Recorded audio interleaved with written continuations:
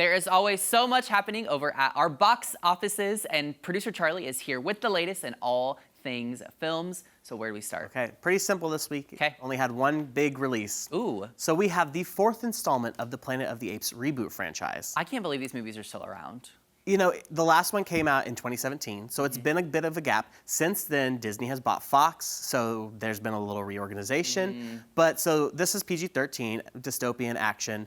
Like I said, the 4th franchise, 4th movie of the franchise, it takes place 300 years after Caesar from the original 3 films, following a young chimpanzee named Noah as he embarks on a journey alongside a human woman named May to determine the future of apes and humans alike. So for this voice casting of the apes, we have Owen Teague, Kevin Durand, and Peter Macon. And then for our humans, we have Freya Allen, and then I didn't realize this until he popped up. William H. Macy has a little role in this. Yeah, that's kind of cool. Because the trailers never showed that, which I thought was very interesting. Yeah. It's a good movie, a good addition to the franchise, but it's 2.5 hours long almost. Oh my gosh. And it feels like in that time period, not a lot happens story-wise. I feel like they're more fleshing out the 300-year dystopian future a little bit too much. Like it still makes, it's good, but a little slow. Sure. Yeah.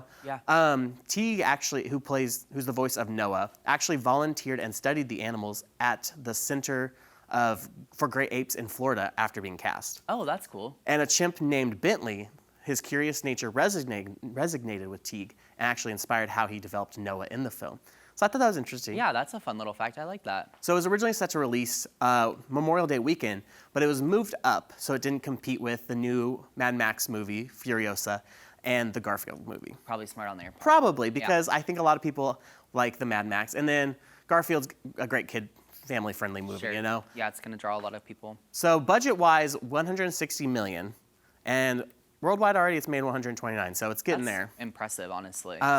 But that's the only really new one. There's still quite a few good things out at the box office right now. For ranking-wise, The Kingdom of the Planet of the Apes is #1, followed by The Fall Guy, really good one. I still need to see that. You should. It definitely is a good one. Challengers, Another my one I need favorite to movie see. of the year, honestly. Tarot, little horror in there. And then I was kind of surprised Godzilla and Kong, The New Empire, was still up there. Oh, wow, okay. So it's holding on, apparently.